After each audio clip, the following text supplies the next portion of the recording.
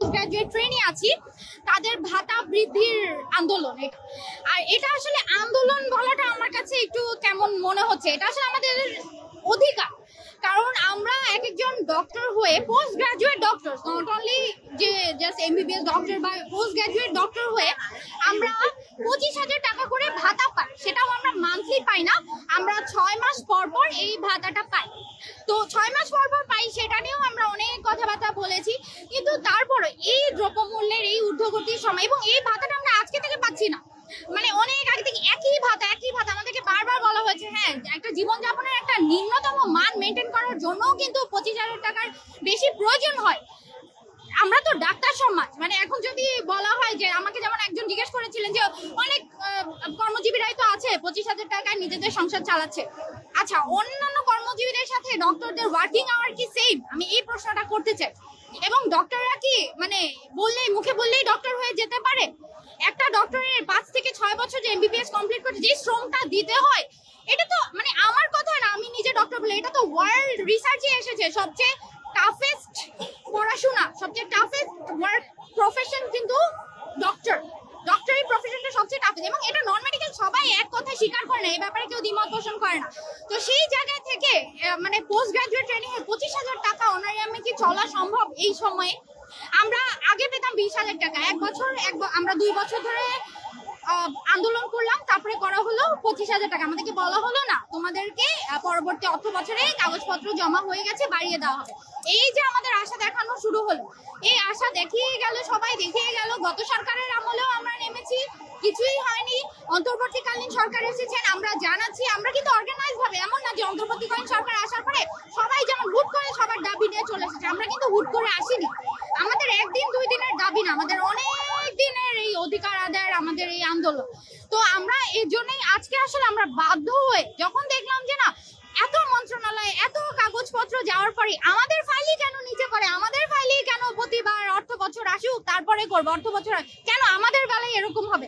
আমাদের কি দেশের প্রতি মানে আমাদের কোনোই অবদান নাই ডক্টরদের? এই যে এত বড় একটা ইভেন্ট হলো বাংলাদেশে, ওই সময় কি আমরা আমাদের ভাতা বাড়ায় নাই, আমরা কোনো সেবা দিব না, আমরা কি বসেছিলাম? বরং গভর্নমেন্ট ট্রেনিদের চেয়ে নন গভর্নমেন্ট ট্রেনিরা তখন সেলফলেসলি সাপোর্ট করে গেছেন, কারণ তাদের কোনো বাধ্যবাধকতা ছিল না।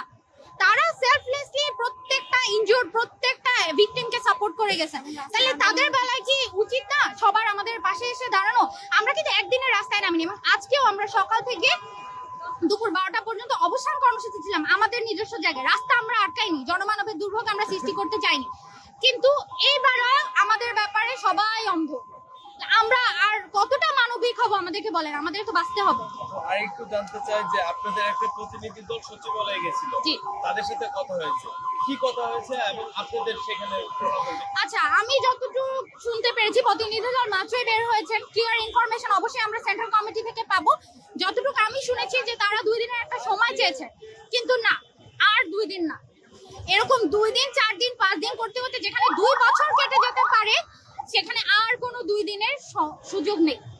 আমরা প্রজ্ঞাপন চাই, মানে চাই, আমাদের প্রজ্ঞাপন দিতে হবে, না হলে আমরা রাজপথ ছাড়বো। আপনারা প্রজ্ঞাপন না পাওয়া পর্যন্ত আমাদের কর্মসূচি অব্যাহত থাকবে, এবং আমাদের পরবর্তী কোনো কর্মসূচি দেওয়া হলে সেটা সেন্ট্রাল কমিটি থেকে জানানো হবে। দর্শক, যেমনটি শুনছিলেন যে আসলে এইখানে আমরা দেখতে পাচ্ছেন যে শাহবাগে যেই অবরোধ করে রেখেছে ট্রেনি চিকিৎসকরা, এবং আপনারা দেখতে পাচ্ছেন যে একেবারে রাস্তায় একেবারে বসে গিয়ে, এবং অনেকে যে তীব্র রোদ, প্রখর রোদ, তার জন্য কিন্তু ছাতি মাথায় দিয়ে অনেকে কিন্তু আসলে বসে গেছেন। এবং তাদের যে দাবি, সেই দাবিটি হচ্ছে এই যে ট্রেনি চিকিৎসক, সেই ট্রেনি চিকিৎসকদের যে ভাতা 25,000 টাকা ভাতা, সেই 25,000 টাকা ভাতা থেকে আসলে উন্নীত করে তাদেরকে 50,000 টাকা ভাতা দেওয়া হবে, এবং সেই দাবিতেই আসলে তাদের এই আন্দোলন। এবং আমরা যেমনটি শুনেছি যে আসলে এই চিকিৎসকরা কিন্তু এর আগেও, অর্থাৎ গত সরকারের আমলেও আসলে তারা বেশ কয়েকবার এই শাহবাগ মোড় অবরোধ করে তারা আন্দোলন করেছিলেন, এবং তারা তাদের দাবি জানিয়েছিলেন।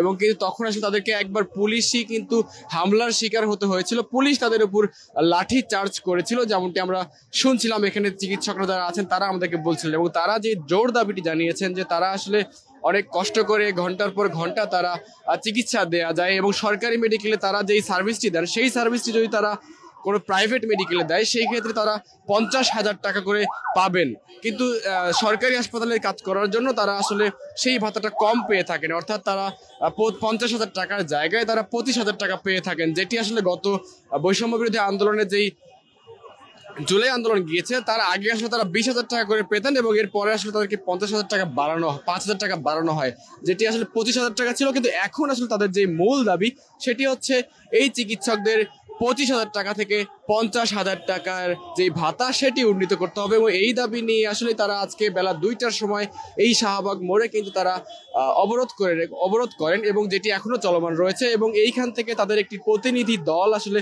সচিবালয়ে গিয়েছিল এবং সচিবালয় থেকে তাদের যে সিদ্ধান্ত, যে কথা আমরা শুনলাম, আসলে তারা আমাদেরকে যেমনটি জানালেন আমরা একজন শিক্ষার্থীর সঙ্গে কথা বলছিলাম, তিনি আমাদেরকে জানালেন যে আসলে সচিবালয় থেকে যেই টিম যেটি গিয়েছিল সেই টিমটি আসলে সচিবালয়ে বসার পর তাদের কাছ থেকে আরো 48 ঘন্টার সময় চেয়েছে এবং 48 ঘন্টা পরে আসলে যে সিদ্ধান্ত সেই সিদ্ধান্ত জানানোর কথা আসলে বলা হয়েছে, অর্থাৎ 48 ঘন্টা পরে আসলে এই 50,000 টাকা তাদের করা হবে কিনা বা করা হলেও আসলে কত হাজার টাকা করা হবে এবং কি পদ্ধতিতে করা হবে সার্বিক বিষয়ে আসলে সচিবালয় থেকে 48 ঘন্টার সময় চাওয়া হয়েছে, যেটি আসলে শিক্ষার্থীরা মানতে নারাজ। এবং আপনারা দেখতে পাচ্ছেন তারা আমাদেরকে যেমনটি জানিয়েছেন যে আসলে 50,000